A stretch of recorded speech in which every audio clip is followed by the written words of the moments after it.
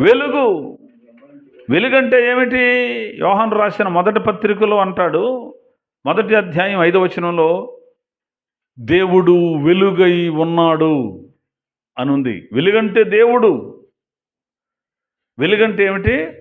దేవుడు వెలుగై ఉన్నాడు. దివ్యతీతిహి దేవః అన్నారు వేదంలో. అంటే దేవుడు వెలుగై ఉన్నాడు.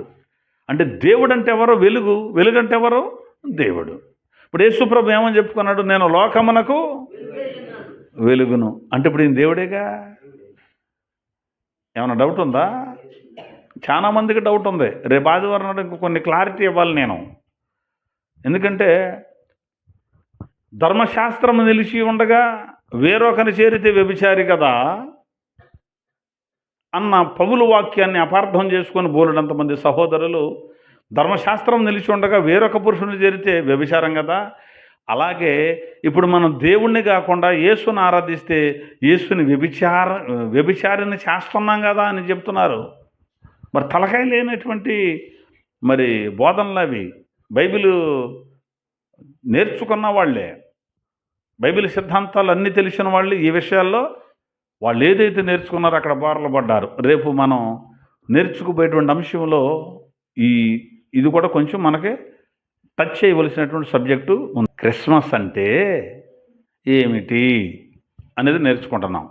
క్రిస్మస్ అంటే ఏమిటి అనేది నేర్చుకుంటున్నాం కదా. దానిలో చెబుతాను, యేసుప్రభుని అసలు ఆరాధించవచ్చు, ఆరాధించకూడదు. ఆరాధిస్తే వ్యభిచారం అవుతామా, ఆయన వ్యభిచారం చేసినట్టు అవుతామో లేదని తెలుస్తుంది. సరే, మొత్తం మీద దేవుడు ఎవరట? వెలుగు. కాబట్టి మనం వెలగాలి. అది ఆ నక్షత్రం ద్వారా. ఈ వెలుగులోనే ఒక మాట చూపించి ముందుకు వెళ్ళిపోతాను. దానియేలు గ్రంథం 12వ అధ్యాయం 3వ వచనం. దానియేలు గ్రంథం 12వ అధ్యాయం 3వ వచనం.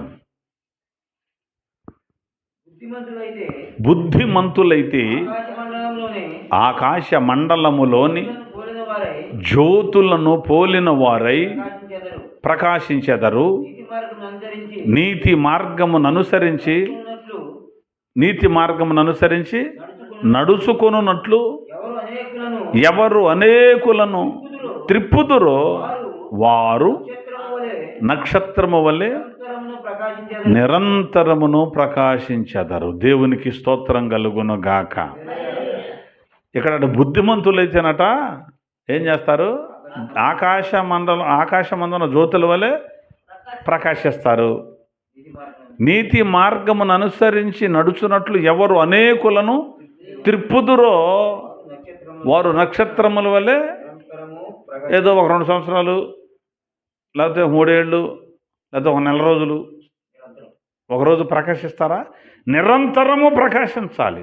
యేసయ్యను వెంబడించిన, యేసయ్యని జ్ఞానుల్ని నడిపించినటువంటి ఆ నక్షత్రం అయితే దాదాపు ఒక 2 ఏళ్ళు ప్రకాశించిందేమో. కానీ మనం బుద్ధిమంతులమైతే మనం నిరంతరము ప్రకాశించాలి. అది బైబిల్ చెబుతున్న మాట. రక్షించబడిన తర్వాత ఒక వారం రోజులు ఏమీ అంటుకోలేదండి, భలే భక్తిగా ఉన్నాడండి. తర్వాత అందుకని నిరంతరం మనం ఏం చేయాలి? ప్రకాశించాలి. ప్రకాశం అంటే అది వెలుగు. మనం వెలుగు మనుషులు ఎదుట ప్రకాశింప చేయాలి. ఎన్ని రోజులు? నిరంతరం. ఆదివారం గుళ్ళోకి వచ్చినప్పుడు మాత్రమే వెలుగు కాదు, ఆ చర్చిలోంచి బయటకు వెళ్ళిన తర్వాత కూడా మనం వెలగాలి. ఒంటరిగా ఉన్నప్పుడు కూడా వెలగాలి. మన పనులు చేస్తున్నప్పుడు కూడా మనం వెలగాలి. చేలోకి వెళ్ళినప్పుడు వెలగాలి. అందరు ఎటుల్లో వెళ్ళిపోయాక నీ చేతికి ఫోన్ దొరికింది, అప్పుడు కూడా వెలగాలి. అంతే తప్ప ఫోన్ దొరికిందని అటు చూసి ఇటు చూసి లేనిపోని అని అది కాదు. కాబట్టి నిరంతరము ప్రకాశించాలి. 1 మనం ఆయన నక్షత్రంగా ఉందాం. 2 వెలిగే నక్షత్రంగా ఉందాం. 3వది ఏం జరిగిందో చూద్దాం. 2వ అధ్యాయం 9వ వచనం. 2వ అధ్యాయం 9వ వచనం. మత్తయి సువార్త 2:9. వారు రాజు మాట విని బయలుదేరి పోవుచుండగా ఇదిగో తూర్పు దేశమున వారు చూచిన నక్షత్రము ఆ శిశువు ఉండిన చోటికి మీదుగా వచ్చి నిలుచు వరకు వారికి ముందుగా నడిచిన. దేవునికి మహిమ కలుగునగాక. ఈ మూడవ ప్రాముఖ్యమైన మాట ఏమిటంటే వారికి ముందుగా నడిచెను.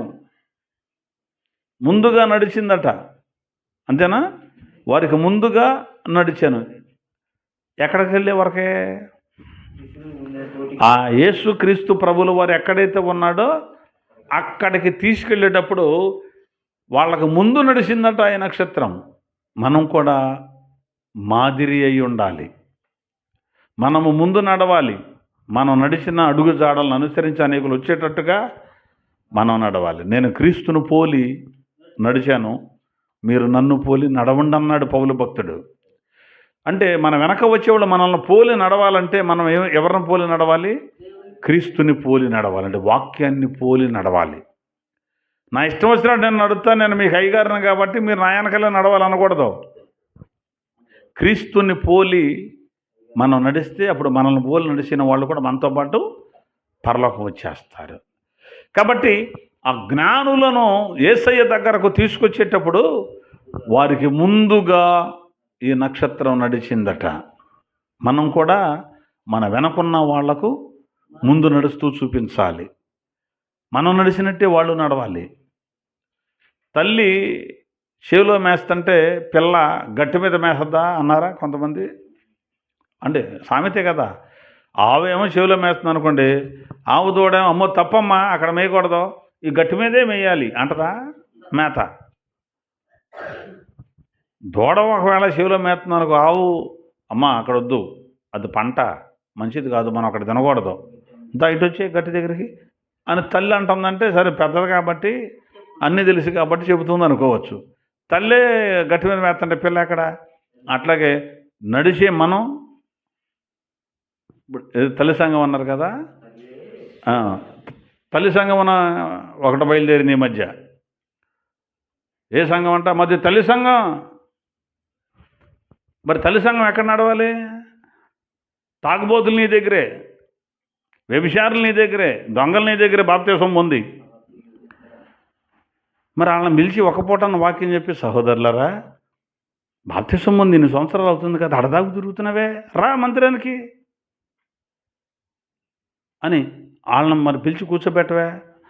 రాని పిలిచే పని ఉందని వత్తనాలు. మందిరానికి వస్తున్నావు, తాగుడు మనవే, బాప్తిసం పొందేవిగా, ఇయ్యం కళ్ళ నీకు అని వాక్యం చెప్పవే, చెప్పు. ఇదేం పద్ధతి?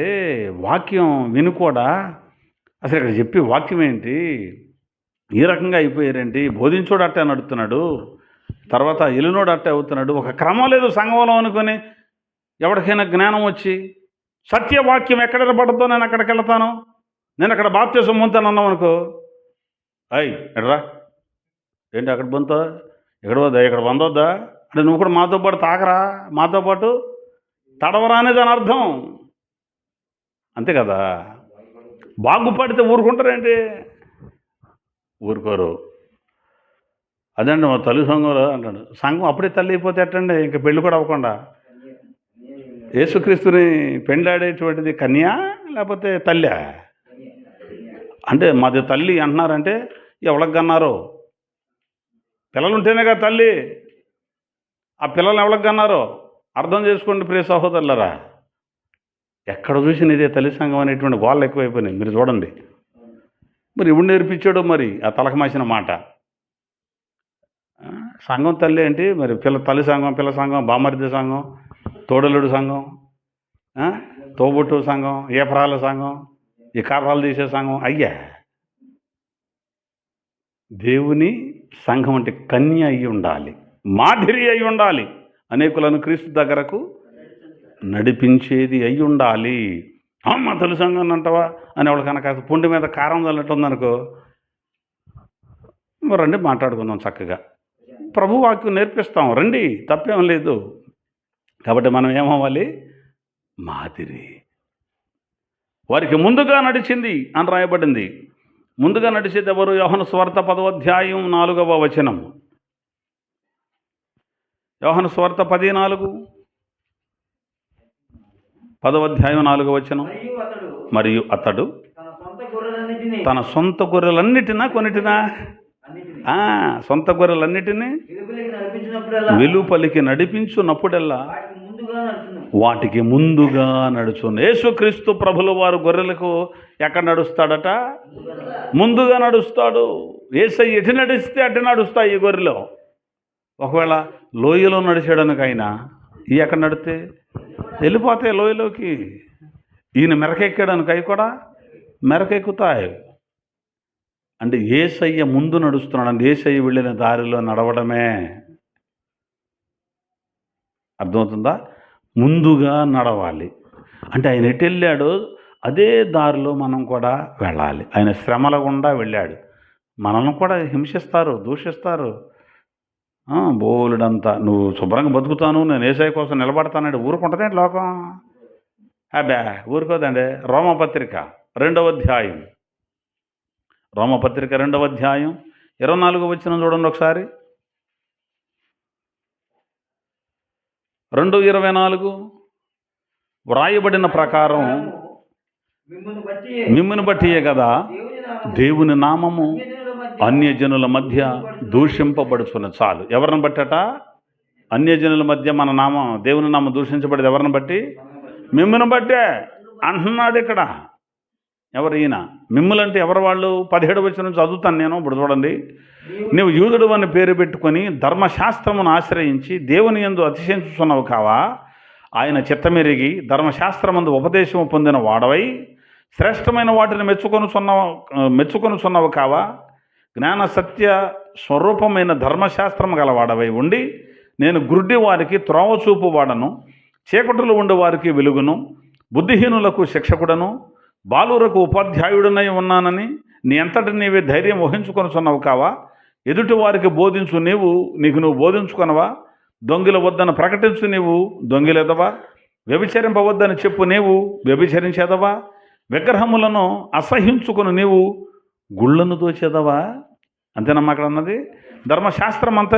ధర్మశాస్త్రమందు అతిశయించు నీవు ధర్మశాస్త్రము మీరుటి వలన దేవుని అవమానపరిచేదవా? వ్రాయబడిన ప్రకారం మిమ్మును బట్టే కదా దేవుని నామం అన్యజనుల మధ్య దూషించబడుతుంది. దొంగతనం చేయొద్దు అని చెప్పి వీడే దొంగతనం చేస్తున్నాడు. గుళ్ళే దోషేస్తున్నాడంట. గుడి దోషేస్తున్నాడు దొంగతనం చేయొద్దని. అబద్ధం ఆడకూడదు అని అసలు ఈడే అబద్ధం ఆడుతున్నాడట. ఎక్కడుండి? గుళ్ళో ఉండి, చర్చిలో ఉండి, మందిరంలో ఉండి ఏదో పనులన్నీ చేస్తున్నారు. వ్యభిచారం చేయకూడదు. ఏంటి యేసుప్రభువు నమ్మితే అంటే వీడే ఒక సెటప్ ఏర్పాటు చేసుకుంటున్నాడు అంటున్నాడు పౌరు గారు. మరి రాజరత్నం గారు ఇట్ట అన్నాడండి. నాకేం పని? ఆయన అన్నది చెబుతున్నాను. దేవుడి దగ్గరే ఉండి దేవుని మాటలే చెప్పుకుంటా అబద్ధం ఆడొద్దు అని అబద్ధాలు ఆడలే, దొంగతనం చేయొద్దని గుళ్ళో సొమ్మంతా దోసేయటం, వ్యభిచారం చేయకూడదు అంటామను ఆమేన్ అనే ముందు ప్రార్థన చేస్తారు కదా, అటు ఇటు ఉత్తరాలు అందించుకోవటం. మరి అదే జరిగే పనులు. అందుకని మిమ్మల్ని బట్టిగా దేవుని నామాన్ని అంటే ఒక క్రమం ఉండదు అక్కడ. మీరు గుర్తుపట్టండి. చెప్పేవాడు చెబుతుంటాడు, షటైర్లు వేసేవాడు షటైర్లు వేస్తుంటాడు వెనకాల కూర్చొని అంటుంటారు. నవ్వుతారు. మాట్లాడకూడదు అనరా ఇళ్ళు చెప్పోళ్ళు. అసలు వాళ్ళంక చూడరు కొంతమంది. ఇటు కళ్ళు మూసుకొని చెప్పటమే.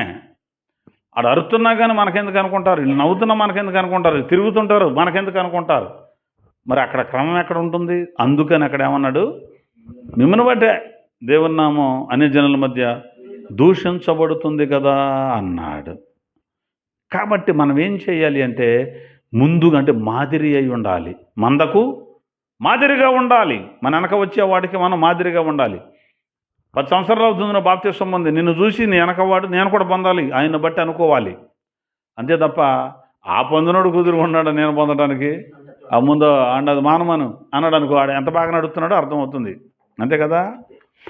ఇప్పుడు సీనియర్ కదా, 10 ఏళ్ళు అవుతుంది బాప్తిసం పొందని ఎవరైనా కుర్రోడు వచ్చి బాబాయ్ నేను కూడా ప్రభువుని నమ్ముదాం అనుకుంటున్నాను, బాప్తిసం పొందాం అనుకుంటున్నాను, మరి ఏంటంటావు, అసలు ఎలా నడవాలి ఏంటి అని అడిగితే మేమే పొంది సాగలేక సత్తనాంరా మళ్ళీ నువ్వు ఒకడో మళ్ళీ ఏమనుకున్నా బాప్తిసం అంటే కంగారుపడి అనవసరంగా తీసుకున్నానేమో అని. నేను అసలు బాప్తిసం అంటే ఏమనుకుంటున్నా, అసలు ఏమనుకుంటున్నారు బాప్తిసం అంటే మాలావుడురా, ఇప్పుడు దోషం ఉంది నీకు, నువ్వు కంగారు పడ మాకు. ఇదా మాదిరి ఇదా ఎట చెప్తున్నారు కొంతమంది. అంటే కాస్త హుషారుగా ఉండవాడిని పొందుతానన్నవాడిని కూడా అంటే మండే పొయ్యిలో కనుక నీళ్లు పోసినట్టు, మరి ఏదో పోసినట్టు అంటే బాగదు కదా. మండే పొయ్యిలో నీళ్లు పోసినట్టు ఆరిపోయటమేగా. అలా కాకుండా వెలిగే వాళ్ళగా మనం ఉండాలి. తర్వాత దారిని ముందు నడిచే వాళ్ళగా ఉండాలి. పేతురు రాసినటువంటి మొదటి పత్రిక 2వ అధ్యాయం, పేతురు రాసిన మొదటి పత్రిక 2వ అధ్యాయం 24వ వచనం చూడండి ఒకసారి. 21 చదవండి చాలు. క్రీస్తు కూడా ఎవరి కోసం బాధపడ్డారట? మీ కొరకు బాధపడి మీరు తన అడుగు జాడల యందు నడుచుకున్నట్లు మీకు మాదిరి ఉంచిపోయెను అన్నాడు. ఆయన పాపం చేయలేదు. క్రీస్తు కూడా ఏం చేశాడంటే తన అడుగు జాడల యందు మనం నడవాలని మనకు మాదిరి ఉంచిపోయాడు. నువ్వు పాదిరిగా ఉంటే కుదరదు, నువ్వు మాదిరిగా ఉండాలి. పాదిరివా మాదిరివా? పాదిరిని పిలిపించుకుంటే సరిపోతుంది, మాదిరి ఉండొద్దు, ఉండాలి. కాబట్టి క్రీస్తు కూడా మనకు మాదిరిగా ఉన్నాడు. ఎందుకని? తన అడుగు జాడల యందు మనం ఏమవ్వాలట? నడవాలి అని. అంటే ఆయన ఇటు నడిచాడో అదే అడుగుల్లో అడుగులేసుకుంటూ మనం కూడా నడవడానికి మనకు మాదిరి ఉంచిపోయాడు. ఆయన ఏమైనా పాపం చేశాడా? అక్కడే రాశాడు, ఆయన పాపము చేయలేదు. అలాగే నక్షత్రం వారికి ముందుగా నడిచింది. యేసయ్య పుట్టినప్పుడు నక్షత్రం పుట్టింది. ఆ నక్షత్రం మనం అనుకుంటే, ఒకటి మనం ఆయన వారమై ఉండాలి, 2 మనము వెలిగే వారమై ఉండాలి, 3 మనము మన అనుకున్నటువంటి వరకు ఇట్లాంటి యూత్కి వీళ్ళందరికీ మనం మాదిరి అయి ఉండాలి. వాళ్ళకి ముందుగా మనం నడవాలి. మనల్ని చూసి వాళ్ళు పరిగెత్తుకుంటూ రావాలి. ఎక్కడికి? యేసుక్రీస్తు ప్రభు దగ్గర పరిగెత్తుకుంటూ రావాలి. ఆ నక్షత్రం వల్లే మనం ఏం చేయాలంటే చక్కగా నడుస్తూ ఉండాలి. నక్షత్రం లైన్లో ఉందనుకో బాగానే ఉంటుంది. అది దారి తప్పితే, నక్షత్రాలు దారి తప్పుతాయా? చుక్కలో దారి తప్పుతాయా? తప్పితే ఎట్లా ఉంటుంది? ఇప్పుడు భూమి సూర్యుడు చుట్టూ తిరుగుతోంది కదా, కాస్త ఇటో కాస్త అటో కొంచెం తప్పుకుంటే ఏమవుద్ది? భూమి అసలు ఉండదు, తుంపర్లు అయిపోద్ది. తుంపర్లు అంటే తెలుసా? నోట్లో నీళ్లు పోసుకొని అన్నాం అనుకో, తుంపర్లుగా వెళ్ళిపోద్దాడు. అట్లా తుంపర్లు అయిపోద్ది భూమి దారి తప్పితే. ఆ సర్కిల్ దేవుడు ఏర్పరిచిన రూటు తప్పితే. అలా దారి తప్పిన చుక్కల్లాగా, దారి తప్పిన నక్షత్రాలాగా ఉండకూడదు. యోధా పత్రికలు అంటాడు అన్నమాట. యోధా 22-23 వచనాలు, అది కూడా చదవండి. యోధా 22-23, 22 వచనం, 23 వచనం.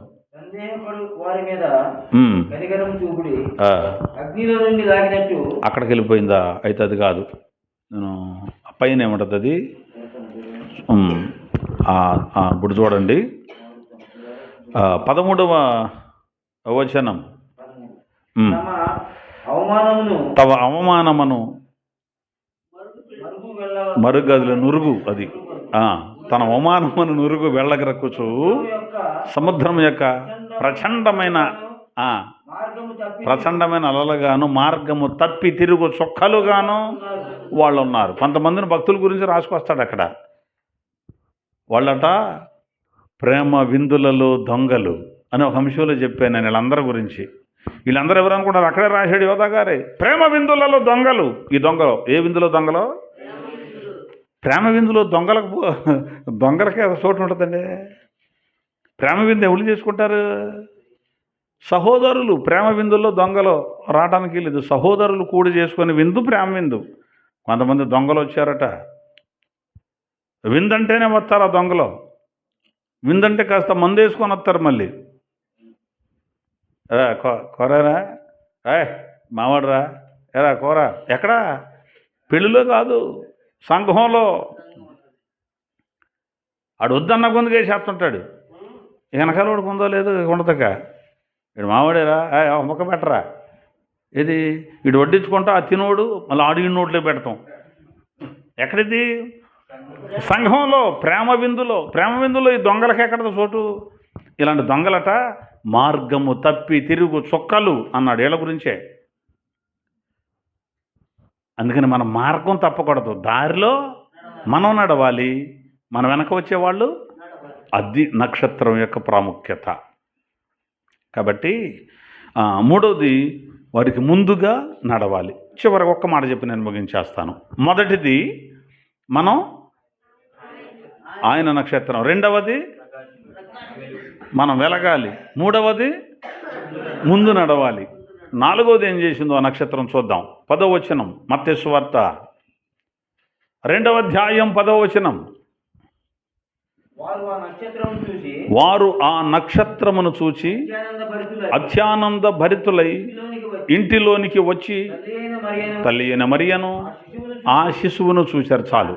ఇక్కడ వ్రాయబడిన మాట, వారు ఆ నక్షత్రమును చూసి ఇంటిలోనికి అత్యానంద భరితులయ్యారట, ఇంటిలోనికి వచ్చారు. ఆ ఇంట్లో ఎవరున్నారు? యేసయ్య ఉన్నాడు, యేసయ్య తల్లి కూడా ఉంది. అంటే యేసయ్య ఎక్కడైతే ఉన్నాడో ఆ 9లో అన్నాడుగా చివరిలో, ఆ శిశువు ఉండిన చోటికి మీదుగా వచ్చి నిలుచు వరకు వారికి ముందుగా నడిచింది అన్నాడు కదా. అంటే యేసయ్య ఎక్కడున్నాడో అక్కడకు నడిపింది. అది నక్షత్రం. నక్షత్రం చేసే పని ఏమిటంటే యేసయ్య దగ్గరకు నడపాలి. ఒక సేవకుడు తన దగ్గరకు వచ్చినటువంటి విశ్వాసులకు వాక్యాన్ని చెప్పి ఎక్కడికి నడిపించాలి వాళ్ళను? యేసయ్య దగ్గరకు నడపాలి. అంటే యేసయ్య ఎక్కడున్నాడయ్యా? ఆయన దగ్గర నడిపించడానికి. ఇప్పుడు యేసయ్య అంటే ఎవరు? వాక్యమే. అంటే ఒక విశ్వాసిని ఎక్కడికి నడిపించాలి? మనమందరం కూడా దా మా గుడికి రా, మా చర్చికి రా, అక్కడికి ఎందుకు ఇక్కడికి రా అనవచ్చా? మనం చిచి తప్పు అనకూడదు.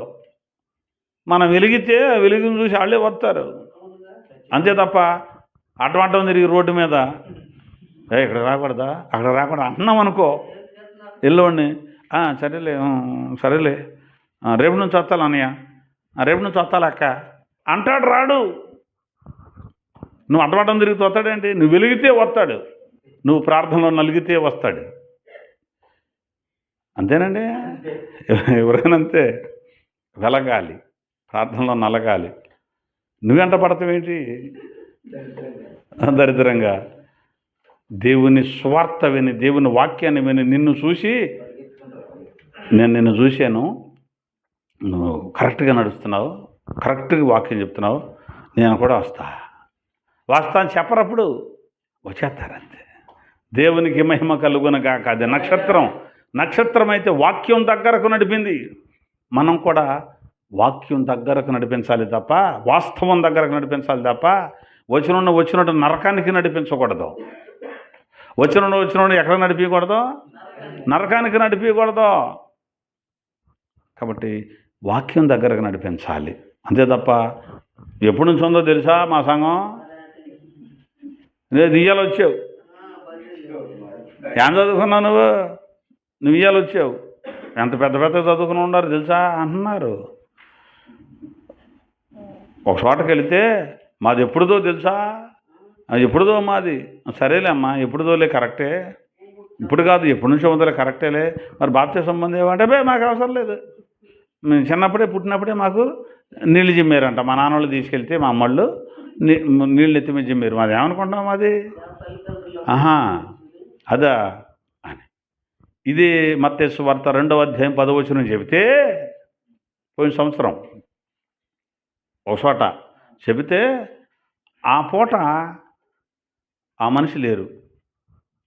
సర్రమంట లేచిపోయి, అమ్మగారు తల్లిని అంత మాట అంటాడా?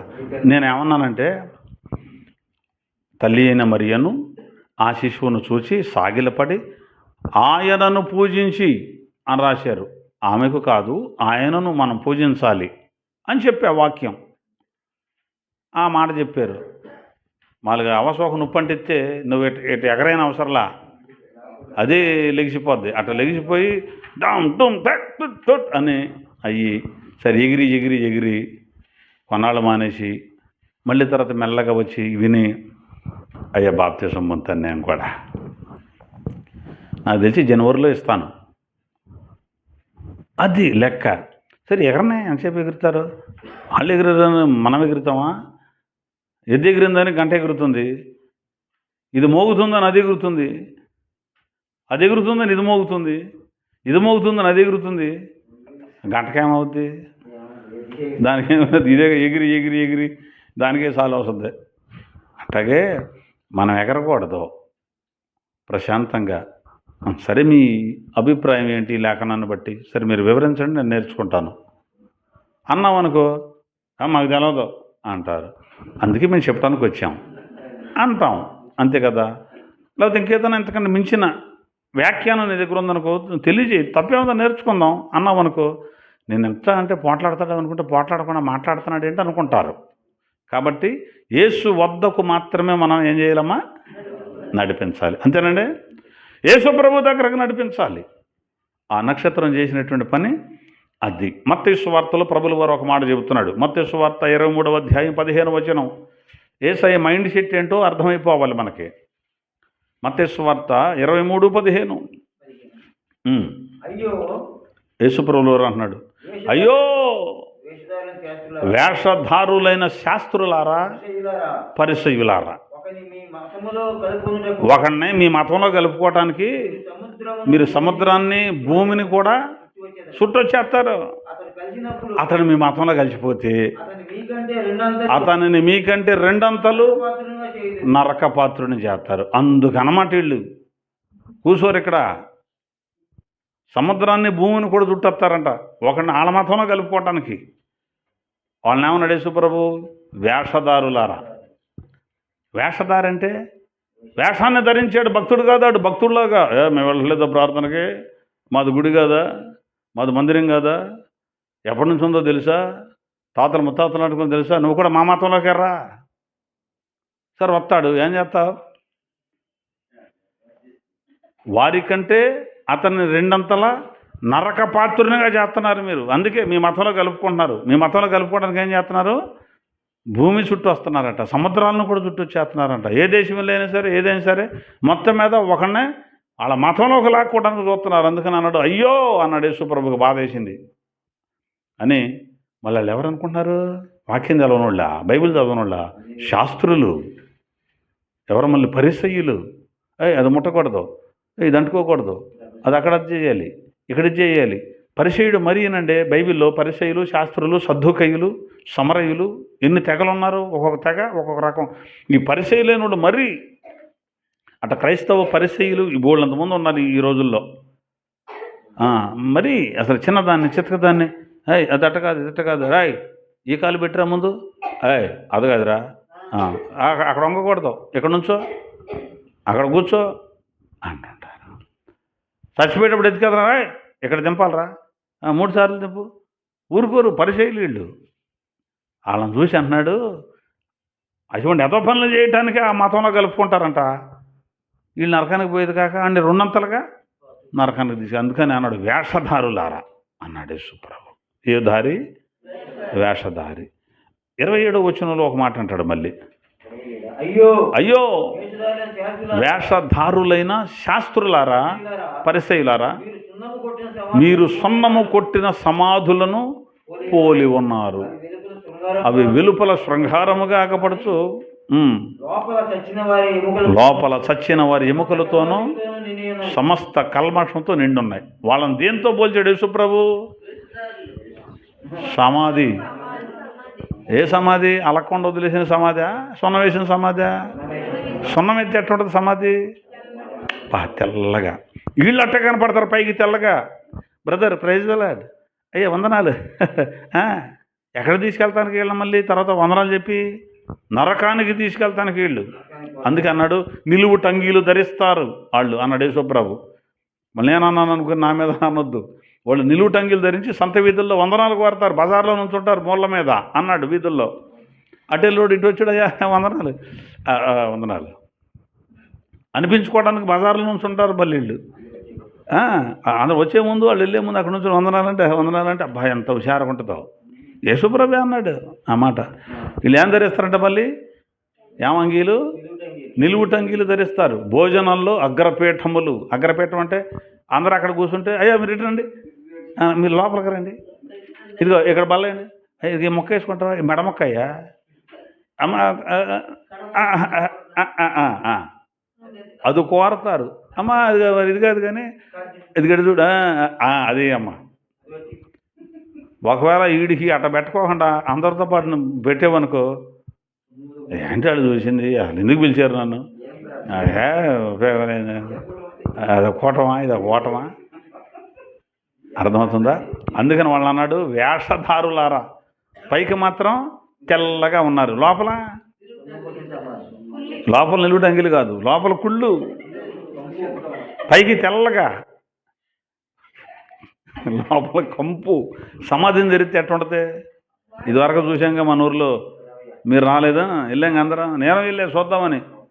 పోలీసులు ఎంఆర్ఓ గారు వాళ్ళంతా వచ్చారు, అయ్యో జల్లేరు, అక్కడ ముక్కులు మూసుకున్నారు, నేను కూడా మూసుకొని చూద్దామని చూస్తే ఇక దగ్గర పడుతుంది, తవ్వుతున్న శవం. అప్పటికి 6వ రోజు 7వ రోజు అయిపోయింది అనుకుంటా. బయటికి తీస్తే మనకు తెలిసి కుక్క చచ్చిపోయినా కానీ అట్టు ఉండదండి. అమ్మో, ఆ వాసన మరి నా ఒంటికి పట్టిందో ఏంటో నాకు తెలియదు, నేను వేసుకున్న బట్టలకు పట్టిందో తెలియదు.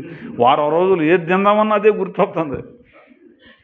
అంటే అలాంటి సమాధులు అన్నమాట. వేషధారులు ఉన్నారు, వాళ్ళ మతంలో కలుపుకోవటానికి. మా దగ్గరికి రా, నీ దగ్గరికి వచ్చిన ఏం చేసావు నువ్వు? ఒకరిని గద్దిచ్చావా?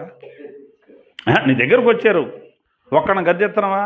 అయ్యగారు నీ ముందు వీడియో తాగుతున్నాడుగా, అరే అదేం పోయే కాలం అనవే, మరి రాడేమో రేపు, మరి రాజరత్నం దగ్గరికి వెళ్ళిపోతే ఆ మాట అంటే. ఉదాహరణ చెప్తున్నాను, ఇంకోసాటకు పోతే అని. కొంతమంది ఏం చేస్తున్నారంటే, ఎందుకండి పోగొట్టుకోవటం, వ్యభిచారం చేద్దాం అనుకో, ఆ సంగతి మనకి ఎందుకండి, వచ్చిన వాళ్ళని పోగొట్టుకుంటాం ఏంటి, ఇంకా భోగేసుకోవాలి కానీ. కాబట్టి అక్కడ వాళ్ళని ఏమన్నాడు అంటే ప్రభుల వారు, సున్నం కొట్టిన సమాధులు మీరు అన్నారు. లోకసువార్త 11వ అధ్యాయం 52. మరి ఏం చేశారు వాళ్ళు? ఒకరిని కలుపుకున్నారు, నరకపాత్రునిగా చేశారు. అయ్యో ధర్మశాస్త్రోపదేశకులారా, మీరు జ్ఞానం అనే తాళపు చెవిని ఎత్తుకుపోయారు. మీరెవరో ఇల్లుని వెళ్ళనీరు. అది జ్ఞానం అనే తాళం చెవి ఎత్తుకుపోయారు. సత్యవాక్యం వినపడుతుంటే వెళ్తారు వాళ్ళు. మరి వాళ్ళు నేను వెళ్తాను అక్కడికంటే ఊరుకుంటారా? వెళ్ళనీరు అన్నాడు. ఎవరు అన్నది అన్నమాట? యేసుప్రభు చెప్పాడు, వీళ్ళు వెళ్ళరంట్రా. ఇలా వెళ్తున్నాడు అనుకో, వాక్యం బాగుంది, నేను అక్కడికి వెళ్తాను, నేను లైన్లోకి వస్తాను, నేను మార్పు చెందుతాను అన్నాం అనుకో, వీళ్ళు వెళ్ళనీరు. మరి ఏం చేస్తారు? అడ్డం తిరుగుతారు. అంతేనా? ఇప్పుడు వాళ్ళు చేసింది ఏంటి? 23 వచనంలో ఏం చేశారు? వాళ్ళ మతంలో కలుపుకోవడానికి భూమిని సముద్రాన్ని కూడా చుట్టూ వస్తారు కానీ వెళ్ళనీరు. ఒకవేళ వాళ్ళలో కలుసుకున్న తర్వాత ఏమన్నా అతన్ని లైన్లో పెడతారా అంటే 2 నరకపాత్రులుగా చేస్తారు. కాబట్టి యేసు ప్రభు దగ్గరకు చేర్చాలి, నరకం దగ్గరకు చేర్చకూడదు. మన దగ్గరకు వచ్చిన వాళ్ళకి మన బ్రతుకు ద్వారా, మనం చెప్పే మాటల ద్వారా, వాక్యం ద్వారా యేసు దగ్గరకు మనం చేర్చాలి. మత్తయి సువార్తలో ఒక మాట ఉంటుంది, అది చూపించి ముగిస్తాను. 16వ అధ్యాయం 11-12 వచనాలు. మత్తయి సువార్త అవసరమైతే 2 భాగాలు పెట్టింది. మత్తయి సువార్త 16వ అధ్యాయం 11-12 వచనాలు. నేను రొట్టెలను గురించి చెప్పలేదని మీరెందుకు గ్రహించరు? పరిసయ్యులు సద్దూకయ్యులు అని వారి పులిసిన పిండిని గూర్చి జాగ్రత్త పడుడని చెప్పాను. అప్పుడు రొట్టెల పులిసిన పిండిని కూర్చి కాదు కానీ పరిసయ్యులు సద్దూకయ్యులు అని వారి బోధను గూర్చి జాగ్రత్త పడవలనని ఆయన తమతో చెప్పినని వారు గ్రహించిరి. యేసు ప్రభుల వారే పడవలో ఎక్కి ఆయన శిష్యులందరూ కలిసి వెళ్తుంటే ఈయన అన్నాడు, పులిసిన పిండిని గురించి మీరు జాగ్రత్త పడండి అన్నాడు. వాళ్ళు అనుకున్నారు మన దగ్గర రొట్టెలు లేవు, ఏమి లేవు, మరి రొట్టెలు లేవు కాబట్టి ఆయన జాగ్రత్త పడమన్నాడు, ఇది రొట్టెలు ఎందుకు తేలేదు మీరని అనుకుంటున్నారు. ఇప్పుడు రొట్టెలు లేవని జాగ్రత్త పడండి, ముందే జాగ్రత్త పడాలి కదా, అవతల రోడ్డుకి వెళ్తున్నాం, ఇప్పుడు ఎక్కడ దొరుకుతాయి మనకు రొట్టెలు అని అడుగుతున్నాడు అనుకుని రొట్టెలు తేవడం మర్చిపోయాక మనం, అందుకే ఆయన రొట్టెల గురించి జాగ్రత్త పడమంటున్నాడు అనుకుంటున్నారు వీళ్ళు. కానీ యేసుప్రభు చెప్పింది ఏంటి? రొట్టెల గురించి కాదు. అప్పుడు అన్నాడు, ఓరు బాబు రొట్టెల కోసం ఏడుస్తారేంట్రా, 5 రొట్టెలు 2 చేపలు ఎన్ని వేల మంది తిన్నారు అన్నాడు యేసయ్య. అయ్యా 5,000 మంది పురుషులు తిన్నారయ్యా. ఎన్ని గంపలు ఎత్తారేంటి? అయ్యా 12 గంపలు ఎత్తామయ్యా. మరి మీకు ఇంకా అప్పుడు కూడా అర్థం కాలేదా? ఆ రొట్టెలు తేలేదని కాదు నేను అడిగింది మిమ్మల్ని. మరేంటి? పరిసయ్యులు సద్దూకయ్యులు అనేవారు పులిసిన పిండిని గురించి జాగ్రత్త పడండి. పులిసిన పిండి అంటే ఏమనుకున్నారు? పులిసిన బోధ అన్నాడు. పరిసయ్యులు చేసే బోధ, సద్దూకయ్యులు చేసే బోధన గురించి ఏం చేయమన్నాడు? జాగ్రత్త పడ. ఆ బోధ అన్నారా నరకానికి వెళ్ళిపోతారు. ఆ బోధ వింటే మీరు నరకానికి వెళ్తారు. మీరు ఏమి వినుచున్నారో జాగ్రత్తగా చూసుకోండి అన్నాడు యేసుప్రభులు వారు. అందుకే కాబట్టి ఈ బోధ మనల్ని ఎక్కడికి నడపాలి? యేసయ్య దగ్గరకు నడపాలి. యేసయ్య దగ్గరకు నడిపేది నక్షత్రం. దేవునికి మహిమ కలుగును గాక. అదే క్రిస్మస్ అంటే. మనం ఆయన నక్షత్రంగా ఉండాలి, మనం వెలిగే నక్షత్రంగా ఉండాలి, మనము ముందు నడిచేటువంటి మాదిరిగా చూపించే నక్షత్రమై ఉండాలి. యేసయ్య దగ్గరకు అనేకులను చేర్చే నక్షత్రం అవ్వాలి మనం. అదే క్రిస్మస్ అంటే. తార వెలసింది అని పాట పాడతాం కాదు, మనమే ఒక తార అవ్వాలి. ఏ తార? వెలిగే తార, క్రిస్మస్ తార. అట్లా వెలగాలి, అనేకులను వెలుగైన యేసు దగ్గరకు నడపాలి. అది మన బాధ్యత. మరి వెలుగుదామా? ఎక్కడి నుంచి వెలుగుదామా? నిలబడదామా యేసయ్య కోసం? ఏమండి, ఇప్పటివరకు ఇది చేసాం, దాని మీద యుద్ధం ప్రకటన చేద్దామా? యేసయ్యకి విరోధమైన మనలో ఒకటి ఉంది కదా, యుద్ధం ప్రకటిద్దామా? దానికోసం ప్రయత్నం చేద్దామా? ఒకవేళ ఎవరైనా గెలవలేకపోతే చెప్పండి, అందరం కలిసి ప్రార్థన చేసి పోరాడదాం. అయ్యో పలాందా నేను జయించలేకపోతున్నాను, దానికోసం అందరం కలిసి మందిరంలో ప్రార్థన చేద్దాం, జయిద్దాం. ఒకదాని తర్వాత ఒకటి జయించుకుంటూ ఒకనాటికి మనం యేసయ్య వాక్యం దగ్గరికి చేరుదుముగాక. అలాంటి నక్షత్రాలుగా దేవుడు మనలను వెలిగింపజేయునుగాక, నడిపించునుగాక, వర్ధిల్లజేయునుగాక, నిరంతరము ప్రకాశించే వారుగా దీవించునుగాక. కండ్లు మూసుకొని ప్రార్థన చేస్తాం.